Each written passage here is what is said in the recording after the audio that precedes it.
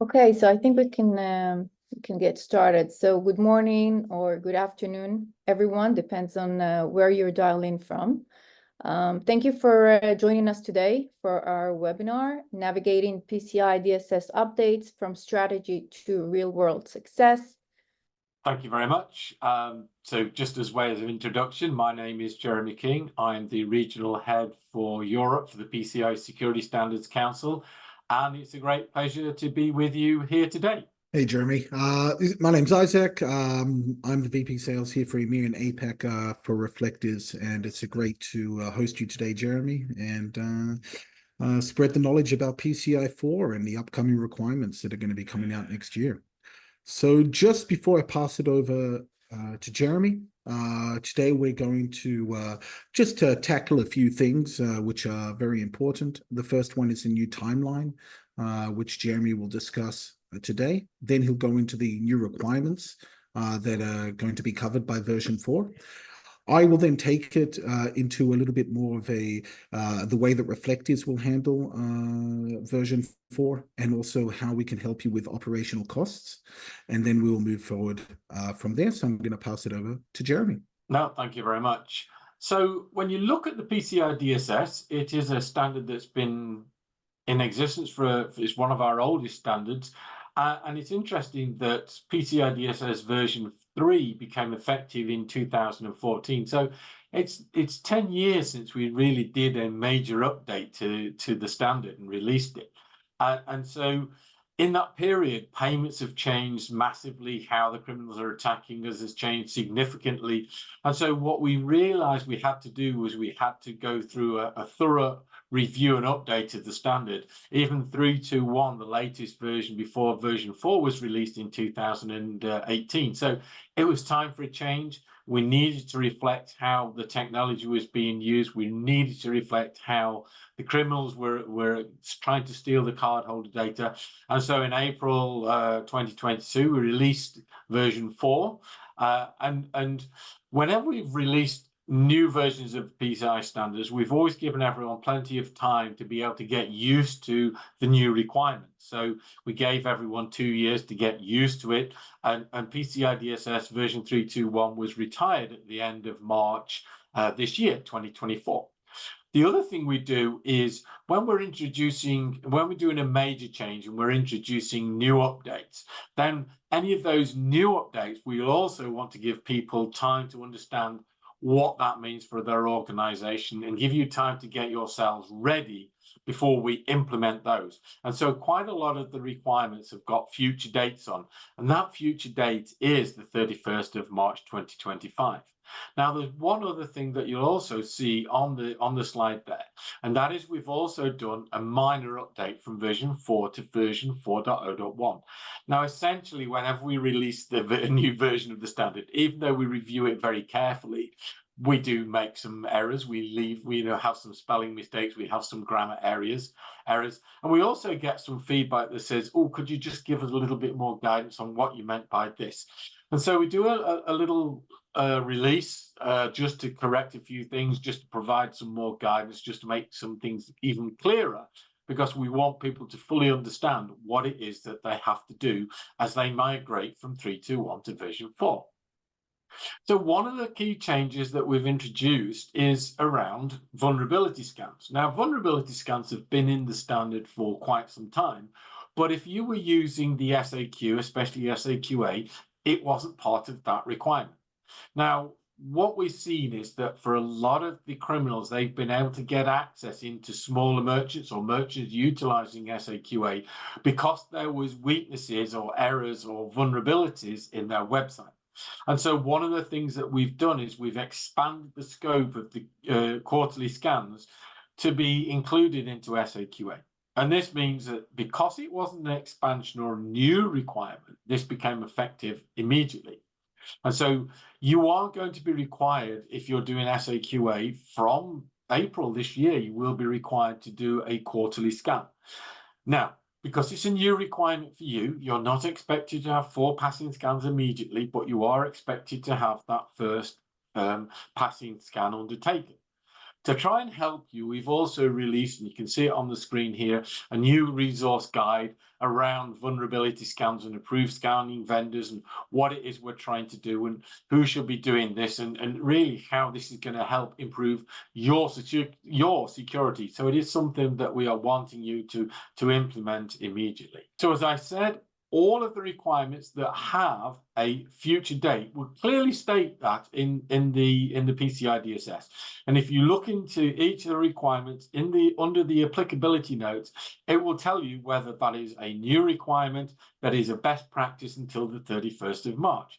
Now, if you're being assessed or evaluated now, then these new requirements you can either leave as, or you can either respond as not applicable, or if you feel that you want to be assessed against them, you can, but it is a best practice. So you're not going to be evaluated against them unless you ask. So one of the other changes, and we accept when you haven't done a major update to the PCI DSS, that passwords have changed significantly.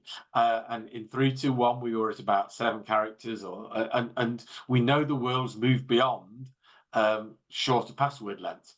We've been pushing ourselves the use of passphrases or longer passwords. So we've actually increased that to say that it should be a minimum of 12 characters, but we also appreciate that people are still using older systems, and some of those older systems don't necessarily accommodate the use of long passwords. And so if the most your system can support is 8, then it should be 8. And it should be numbers and letters and all the usual options. Now, for a lot of people listening, a lot of people I talk to, they will say, well, actually, we don't want to use passwords at all. We want to use different types of stronger authentication, multi-factor authentication. Excellent. And we're all supportive of this. And we actually say that if you're using multi-factor authentication that doesn't require a password but has strong authentication measures in place, then this can be used as an alternative to the passwords. But I know, myself included, we live in a world of passwords. And so if you are using passwords, the minimum length, and remember this, the PCI sets minimum standards, the minimum length is 12. If you're using 15, 20, 30, whatever you feel, as long as it's above 12, that's perfectly fine. That's perfectly fine. So the other change, and we've just talked a bit about that, is multi-factor authentication. So essentially, we've been driving multi-factor authentication on for quite some time within the council. Initially, this was for remote logons, but we've realized that actually, when we first started talking about PCI back in the early 2000s, we were basically trying to build a wall to keep the criminal out. And we've realized over the years that it's become increasingly difficult to keep those criminals out. So now we want to make it incredibly difficult if the criminals do find a way into your systems, for them to be able to traverse around your organization, to be able to gain access to that card data environment. So we are increasing the use of multi-factor authentication, as you can see on the screen here, that we've made some significant increases and changes so that whenever you're moving around your card data environment, you are going to be asked for multi-factor authentication. And this is really to stop the criminals moving about, stop them trying to be able to find that all-important secure data that we want to keep secure, and trying to be able to bypass security mechanisms. Again, we're updating our multi-factor authentication guide. This will be coming out soon, and when we do, we'll put it on our website, and this will provide a lot more guidance and help about how multi-factor authentication works. But this is a really good way of improving your organization's security, and it's something we're now expanding and wanting everyone to adopt. It is a new requirement until the end of March next year, but the sooner you can do it, the more secure you'll be. Next slide. We've talked a little bit about scoping, and for many years, the assessor community would always relate or regard scoping to be requirement 0. So in version 4, we finally brought it into the PCI DSS. It's actually going to be 12.5.2, and this clearly states that we are expecting organizations to undertake a scoping assessment of their environment once every 12 months. And really, this is to understand where you've got cardholder data, who's got access in, where's the access, and this all sets the scope for your assessment. And this is really important because a number of times assessors and forensic investigators have gone in to look at why a breach has occurred, and they found that there was card data outside of what should have been the card data environment. Now, the card data environment is that area which you say, this is what we're going to protect. So if you've got all of this card data outside of that envelope, outside of that window, that makes it very easy for the criminals. So we're wanting organizations now to do this assessment, to do this validation each year, just to check, because there's always something changing in your environment. There's new servers coming along, new systems, new marketing, there's always change in an environment. So it's good housekeeping to undertake a scoping assessment once every 12 months. So another big change, and this is one of the bigger changes that we've introduced with version 4, has been around script authentication. So again, when you look at how organizations set up their websites, how they interact with other organizations, over the years, that's changed from being a very, very simple process to now being a very complicated one. And for many organizations, you see it yourself as consumers, whenever you go on a website, there's always adverts, there's always other things running in the background. And a lot of these are scripts that are running there. And what we didn't realize, and we've become more aware of, is the potential for these to house malware. The potential for these, because they are collected and brought in, to have criminals inserting this malware further back up the chain. And so you as the merchant, as the entity who's using these scripts, may not realize what it is you're allowing onto your website, because you don't do, or you haven't until now, had to do validation of what's coming through. So for us, it's important. We're seeing far too many breaches and some of the biggest breaches of recent years that have been caused by malware coming in through the scripts. So we're changing that. We're adding requirement 6.4.3 that is saying all payment page scripts that are loaded and executed on the consumer's browser and managed, so that we want to confirm that each script is authorized. So we want to know that you've actually allowed this and wanted this one to come in, that its integrity is being assured and validated to make sure that there is no malware on there, and that there's an inventory maintained, so we know why each one's necessary. Now, there's a difference as well between whether it's on your main page or whether it's on your payment page, especially when it's going to be if you're using the services of payment service provider.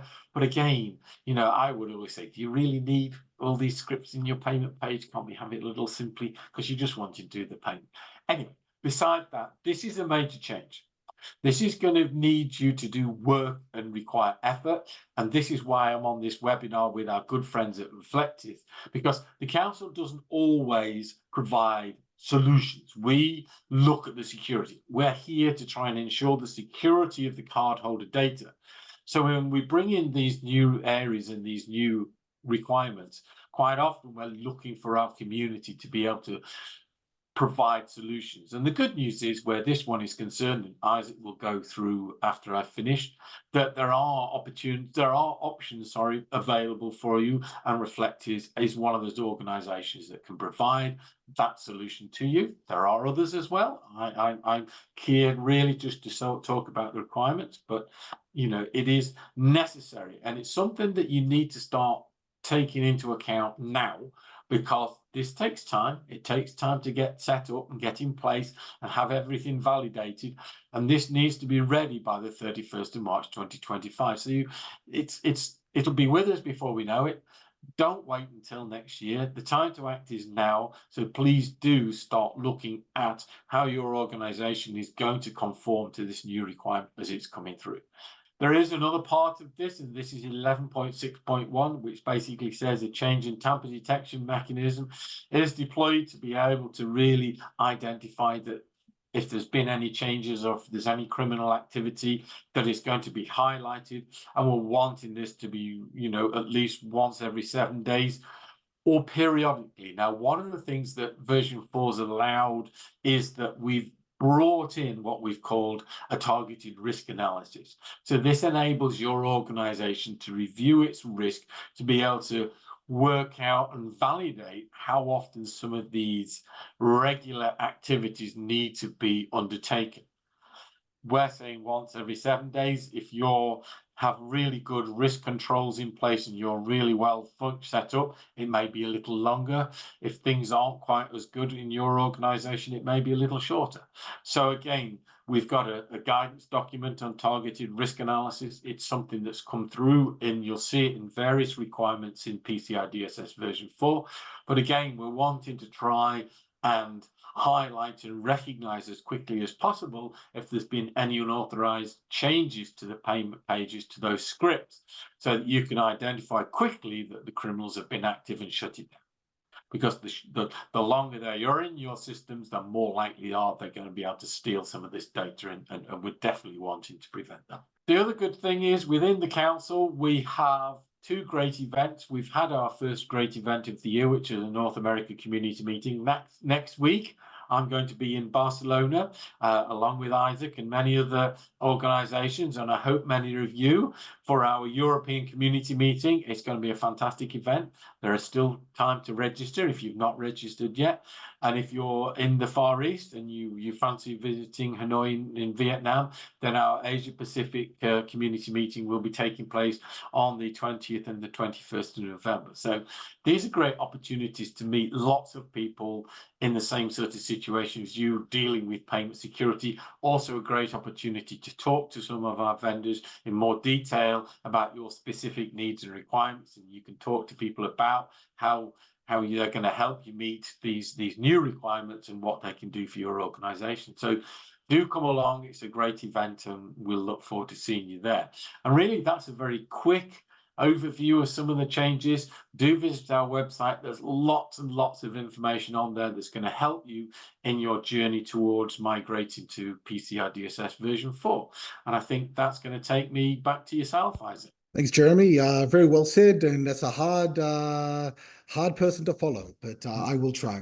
So firstly, as I said, thanks, Jeremy, for going through all of the changes that we have in the upcoming version 4. As I said earlier, my name's Isaac. I'm the VP Sales here for EMEA at Reflectiz. I've been here for quite a long time, for close to 5 years, helping many customers handle the risks coming from applications on their website, as well as the upcoming PCI 4 requirements. Today, I'm going to focus on where Jeremy left off, and that's in new requirements focused around 6.4.3 and 11.6.1. But before I get to that, we all know that the PCI 4 deadline is approaching fast. The deadline is March 31st of next year. For all customers here, I would just recommend to have a conversation with your QSA, because from what I'm hearing from the QSAs is that this is something that you should really have in place by the time you get to March 31st next year, as well as what Jeremy just said as well. For the QSAs, I would recommend having a conversation with customers, because I know that there's a lot of customers out there that don't know what they're going to be doing when it's coming to the new requirements in version 4, and they're waiting to hear from their QSAs. At least that is what I'm also hearing from a lot of customers that I am speaking to. So, you know, we all know that choosing the right solution takes a long time, and then setting it up and implementation. So the best time is now. And so I would recommend start working on this as soon as possible. If you come with Reflectiz, fine. Another solution, as Jeremy said, even though obviously I'm going to recommend coming with Reflectiz. So as I said, there are 2 new requirements that Jeremy went through in the end of it. The first one is 6.4.3. Now, as Jeremy said earlier, the purpose of this section is to identify the scripts on your payment page. The reason for this change is because the PCI members became more concerned around skimming or Magecart attacks emanating from the scripts on your payment page. At the time of the release of version 4, one of the main members, Visa, had noticed a significant uptick in the amount of skimming attacks, with the growth of around 174%, which is found in their 2023 spring annual threat report. Okay, so once they notice this uptick, they decided that they have to actually go out there and make a change so that they can actually protect customers' credit card data. So what you need to do is essentially get a list of every single script that you have on your payment page, check the integrity of every single script, and then give a justification for the reason why you have the authority to have that script on your checkout page. Furthermore, due to the changing nature of websites, this activity needs to be ongoing. Okay, so because scripts are continuously added, many times without the knowledge of GRC and InfoSec teams. Now, from a personal point of view, I'm speaking with InfoSec teams and GRC teams all the time. One of the first questions I ask them is, do you even know what you have on your payment page? And many, many times, I'm hearing, and I'm seeing Jeremy smile as well, is they don't even know what they have on their payment page, okay? And this is why, and the PCI Council and their members decided that this is a very important addition to the new version in order to make sure that you're going to be able to protect the credit card details of every single one of your customers. Similar to 6.4.3, we have 11.6.1. This is looking at the indicators of compromise of either the PCI data going to a command control server or tamper detection of the website server HTTP headers. Okay, by periodically reviewing the web HTTP headers, this will help with catching whether a threat actor is trying to weaken your existing security controls that are in place. Not only that, but it will also put mechanisms in place to catch accidental regressions to things like your content security policy or HSTS configurations. So now that we have talked a little bit about 6.4 and 11.6.1, I can guarantee you that Reflectiz is able to assist you with all the requirements when it comes to the new or mechanisms that Jeremy discussed earlier and that I just went into. What Reflectiz would like to do is not just make sure that you are compliant, but we also want to be able to reduce overhead and the effort in complying with these new requirements. Furthermore, we just don't want our customers to be compliant with the new regulations. We also want to make sure that with the requirements, they're able to get a little bit of more security around these compliance. And that's what I'm going to go into today. So, in other words, what we're trying to do is we're trying to look at this, not just from a compliant point of view, but how we can actually take it a little bit further. So you will also be able to be more compliant on an ongoing basis by bringing down the overhead, as I said earlier. So the first way we do this is that Reflectiz is unique in the fact that we are a completely remote solution. Understanding that the entirety of 6.4.3 is concerned with the growing threats of JavaScripts, Reflectiz is allowing you to manage that threat without the need of adding a new JavaScript into your website. Essentially, by using Reflectiz, you are not widening your attack surface. So instead of just adding an extra threat by adding a JavaScript to protect you from JavaScripts, we're trying to say, don't add that JavaScript, have Reflectiz that is going to be able to do it from a remote arena.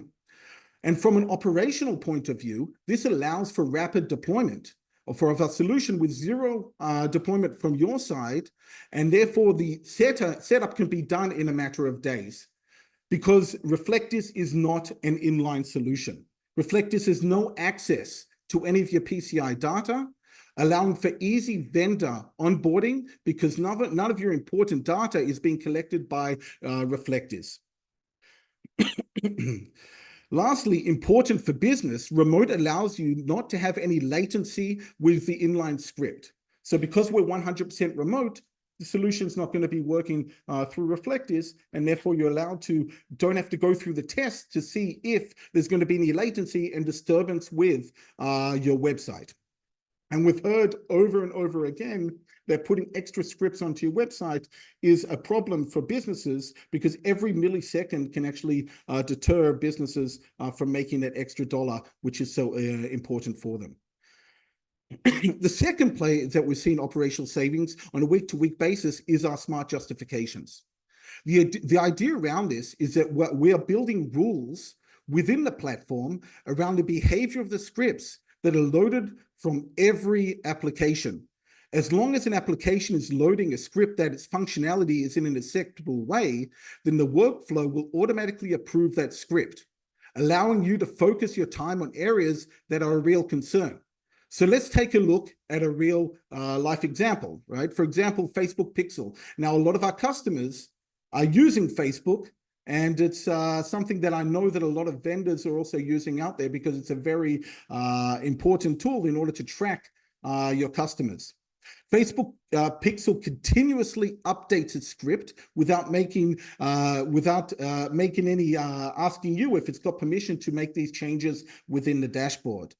And because it keeps on updating the script within new functionality of 6.4.3, you would have to go in there and you would have to give an approval every single time that you have a new script. With the Reflectiz justification, smart approvals, you're then able to then approve certain behaviors of Facebook, for example. And if this is acceptable, Reflectiz will then approve the application if it is still behaving in the manner that is acceptable for you. For example, if it's going to be picking up cookie data. If Facebook is going to be picking up other kind of information that isn't approved by you, let's just say credit card information, that would then not be approved for you. And therefore you would have to go in there and then make a check to see if that is something that is acceptable for you. If it is acceptable, which I recommend that it shouldn't be, you would then go out there and approve and give a justification about why Facebook is reading credit card information within the Reflectiz UI. And if it isn't, therefore, you would then go ask the relevant people, probably within marketing, within this case, to go out there and actually make a change to the functionality of that particular application. So now that I've discussed it a little bit, one of the most important things is giving you a real life example about what we're actually seeing when it comes to customer data. Now, what we have over here is we have the ability to see what an actual customer actually looks like. So here we've actually taken one of our online retailers, which I'll focus on, but we've also taken one of our online insurance companies as well that need to be PCI compliant.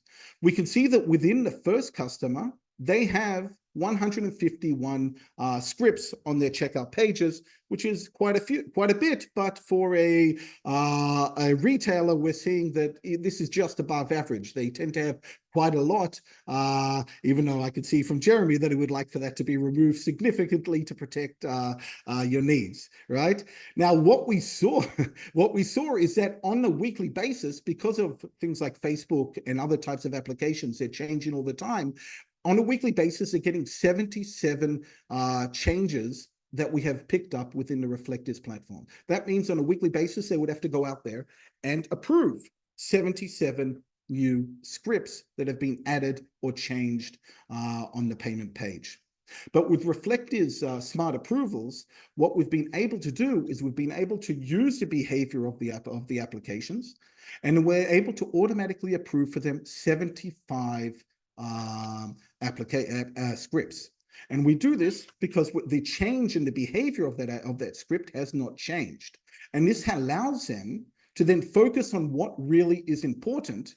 In this case, there were two different scripts that had changed, and they were, one, in the first case, they were just the payment provider added an extra script onto the website, and because it was picking up credit card information and they didn't automatically approve applications that were picking up credit card information, they had to go in there and they checked it out, and very easily they were able to then approve that particular script. The second script that we picked up on the checkout page was that they added a new application. In this case, it was reCAPTCHA. Okay, so we told the team to go out there, check with the business side to make sure that this is something that was acceptable, that they put it there on purpose. And once they did that minor check, therefore they were able to then approve it and update Reflectiz smart approvals so that next time if reCAPTCHA changes its script, like it always does, they would then be able to not have to go in there and use the smart approve it over and over again, unless it was functioning in a different way, or unless it was going to be using adding in a new application along the way. So in what we have seen over here is that Reflectiz is able to remove 90% of the overhead, or in this case, it was 97% of the overhead, but on average, 90% of the overhead, which is something that I know that the council appreciates by creating workflows that are very important so that you can really focus on what's important and not just spend time and just automatically approve things that are not really, that you don't want to do because you want to finish your work. We can use these workflows to really make sure that you can focus on what's important, and then also remove the overhead that isn't important for you in order to make sure that you can be compliant. The last way, the last way that Reflectiz can also help with operational savings is that we have our reporting mechanism that allows customers to speed up their assessment by allowing you to get your data as quickly as possible to the QSA. Now, we've been working with QSAs over the last couple of years, asking them what they need in order to make sure that you can be compliant. Reflectiz has then built out these reports accordingly, and so that all you need to do is, as long as you've given approval for everything that you have within the system, you can then go out there and just send out the information, and you can be then compliant. And we have many, many clients of ours who have already passed their PCI 4 assessments 6 months or 9 months in advance, and they're already compliant according to all of the new regulations. So now that we've discussed a little bit about how Reflectiz can help when it comes to the overhead, there's two other things that I would like to discuss today in how Reflectiz can also help when it comes to making sure that you are not only compliant, but you are also secure. The first one falls under 6.4.3. Okay, now 6.4.3, as we've discussed in depth here a little bit, is talking about the scripts that you have to have an inventory of every single script that you have on your payment page. And you need to also understand why they're there and give the justification. So Reflectiz understanding within the spirit of the PCI Council and the new requirements, we've added in an extra area, which is not only to tell you which ones are on your payment page, but which scripts are actually accessing your credit card information. So I can tell you that I've seen Facebook pixels accessing credit card information on many times over my years working here at Reflectiz. And every single time, while that has always been a bit of an alarm, from a PCI point of view, as long as they've got a justification, that would be fine. So what we're trying to do is we're trying to say, guys, you shouldn't just know what scripts you have, but you should also take it that one step further. You should also give a justification to the ones that are actually accessing the credit card information, because this is making sure that you are taking it that one step further. You're taking yourself from compliance into security, and therefore you're going to know at any given time what's going on. And so even if you've approved a script to be on your payment page, Reflectiz will then be able to update you if one of these scripts have been now changed. So an approved script that is on your page now is accessing credit card information because maybe there was a misconfiguration to the script in the cases of Facebook, or maybe, as Jeremy was talking about earlier, somebody was able to hack into one of these scripts and change the behavior. So that's why it's very important not just to know what you have there, to actually know what they're actually doing on the payment page. And that is the reason why we've added that extra security element into that page. A second area that we find that is also very important from a security standpoint is also knowing all of the domains that are on your credit card pages. The reason why is because domains can be maybe added into one of these scripts without you knowing about it. And while the information could be sent to a legitimate place, they could also be sent out to an area that you don't want it to be sent out to. We've seen many times that first-party and also third-party scripts on payment pages have been manipulated and have been sending out information from North Korea to Russia to so on and so forth without the customer knowing, because at the same time, they've been getting the payments on time, and all the credit card data has been flowing also to the customer. At the same time, it's been flowing out to these evil actors around the world. And for that reason, Reflectiz has also added in an extra area which is going to be focused on giving you access to all of the domains on your credit card pages to make sure that you can know at any given time if the domains are acceptable. And if they're not acceptable, then you just need to give a justification about why it isn't, which I would recommend for you to then remove it in that particular case. But at any given time, you'll be able to understand what you have on there. And if they're good, great. If they're not, get them removed and then move on from a security standpoint as well. So just before I finish, Reflectiz is not just discussing PCI compliance. We also do significantly more when it comes around cybersecurity, from managing web exposure on your website to web supply chain risks, etc., as you can see here. And if you would like to discuss it further, we're here to discuss it with you at any time to go a little bit further than just PCI compliance. But I would like to thank you all for your time today. I'm going to be with Jeremy next week at PCI Barcelona in Europe. And I'm looking forward to meeting every single one of you there if you're going to be there. If you're not going to be there, you can reach out to me anytime. My email's over here, or one of my team, or register for a free trial if you would like to discuss as well. Great. Thank you, Isaac and Jeremy. We do have one question from Timo. Hey, Timo.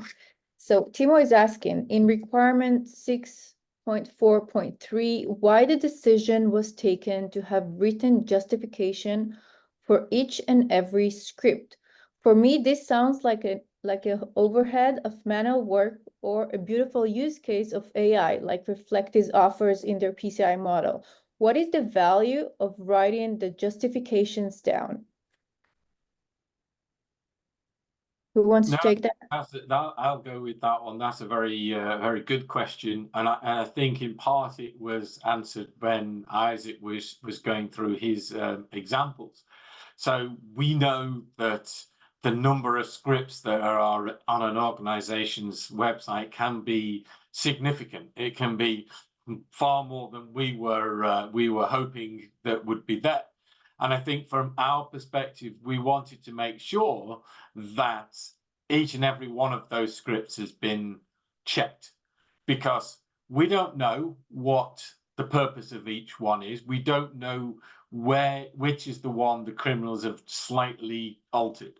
And so by requiring an authentication that, yeah, we've checked this one and it's fine, or we understand what this one's for and we're comfortable with that, we know it's not going to give us any problems, that gives us, as the standards body and the brands that are the compliance entities, confidence that there isn't going to be a breach because of that.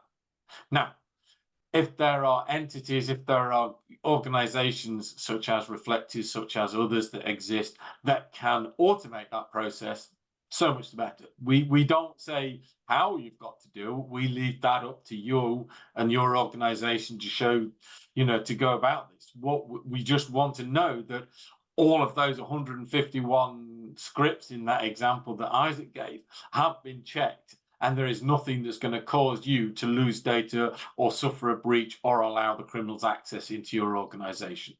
But it's a good question. I don't know if you've got anything to add on top of that, Isaac. Yeah, and going off that, and also saying for what Timo said, understanding that workflows and automation is very important. That is also the reason why Reflectiz has added in AI into our solution for justifications, because we understand that many customers are new to this realm of 6.4.3, and they're not familiar when it comes to all of the new scripts, what they do, what the functionality is, why they're on the payment page. And so we give an element of AI that can give them at least the first answer about why it's there. Now, it's AI. You might not want to trust it like the gospel, but you still will give you a good direction that many clients actually take it. You know what? That's actually a good answer, and we're going to use it. And many clients just use it for a good step in the right direction. Yeah, it's legitimate. Now let's find out why. Or no, it's not legitimate. Let's remove it. Let's not even take that step in that direction to find out why. So actually, this leads me on very nicely to another question that I've had in the past, and that is that for a lot of merchants, especially in their e-commerce space, they're now using third-party service providers, and especially in the area of undertaking the payment page, because having talked to merchants over many years, they've always said to me, Jeremy, we're very, very good at selling you things. We're not experts at payment security. And so they've seen that the third-party payment service providers can provide this service. Now, the challenge is how are the scripts then, and how is your web page being built, and how is it being transferred between yourself and your third-party provider, and who's responsible for what? You know, which scripts are coming from them, which scripts are being brought into your web page from the third party, which scripts are going from you to them. These are things you're all going to have to check. These are issues and areas that you're going to need to sit down with your TPSPs to understand who is responsible, which are going to be covered by your third party. So where, you know, you're going to have to reach out to them and say, how are you going to ensure that all of the scripts on your payment page that appear on my website are actually being authenticated already? So these are discussions you're going to have. We're actually writing more guidance around the relationship between third parties and merchants to understand this better. And it also takes into consideration how you're transferring from your website as the merchant to the third parties. Is it using iframe? Is it using direct post? Is it using other ways? And how is all this going to be then brought into this issue around validating the scripts? And it is, you know, these are things you're going to have to discuss, because again, every time you have these connections, every time you have these links, this is where the criminals can see an opportunity. This is where they can see a potential to be able to insert malware, to be able to gain access to the payment space. I don't know what your view of the interaction between the merchant and the TPSP is, Isaac, if you've got anything else you can add at this stage on that. I'm off mute. Yeah, so that is a question that has come up multiple times, and that is a question that you know, we have also asked Jeremy as well for answers when it comes to this. We see it as best, you know, when it comes to security. That's the most important thing, that you want to make sure that it's secure, that transaction or that connection between yourself and the merchant is going to be as secure as possible. But when it comes to PCI compliance, there is a discussion at this particular moment in time if you need it when it comes to PCI. So it is good. It is important for security, because you never know what's going to be happening between that connection between yourself and the merchant. And so therefore we recommend, from a security standpoint, from a PCI, once it's going to be written down by law, therefore we will then tell our customers that it needs to be done. Right now it's just, you know, it's just good practice. It's best practice to get something done in that area, not necessarily from a PCI point of view. But if you're QSA, what I tell my customers is, discuss that with your QSA, because I'm not going to tell you you need a product that your QSA doesn't tell you you need. And if you're a customer, check with your QSA to make sure to tell you that what they want in that area. In both areas, Reflectiz can assist. But you know, it's up to the customer at that point. As I said, it's best practice, not written in law at the moment. And from what I understand from Jeremy, that there's going to be a working committee that's going to be sorting this out. Hopefully Reflectiz can be part of that, but we'll discuss that in the future. But you know, when there's going to be a committee and they come up with new laws, maybe we'll have 4.0.2 that's going to be discussing these, or whatever it is, 4.1 maybe, and then we'll discuss these particular issues there. I will say we're going to be providing more guidance. We are working with the industry experts on this, and as soon as we have any more information, we will of course make it available, and it is a priority for us. Okay, great. And then we have last question. This one is for you, Isaac. Can Reflectiz as a remote solution capture the relevant data needed within a third-party iframe? That's a good question. One of the one of the things that makes Reflectiz unique, as I said, is that we're 100% external. And being that we're external, we're not restricted by what we can see on the actual page. So if you're an inline solution, you're not necessarily going to see what's going to be in an iframe because that's going to be a page on top of a page, and you're not going to be able to see what's going to be loaded within that iframe. Reflectiz, being that we are an external solution, where it can then see everything that's going to be also occurring within every single iframe that you're going to be having on your checkout or payment page. And therefore, if there's going to be something malicious, or if there's going to be some behavioral issues that's going to be occurring within those iframes, Reflectiz can then detect it and then alert you about that within either our PCI solution, or if you go for the full security suite, and then tell you everything that you need to know about what's actually happening within the iframe. And that's also the reason why it's very important to have that extra security element, which is going to then focus on what's going to be the behavior of it, if there's going to be picking up credit card information, so you can actually see what that iframe is doing. And so yes, Reflectiz can also assist when it comes to iframes in third parties. All right, thank you. I guess this is it for today, unless we have more questions coming in. No, I don't see any. Okay, thank you. Thank you very much, Jeremy, for joining us today, and Isaac, of course. Dear attendees, we hope to see you in our next webinar, and hopefully we'll see you in Barcelona next week. Thank you all for joining us. Thank you, Jeremy. See you next week. Thank you. Thank you, everyone. Thank you. Bye-bye. Bye-bye.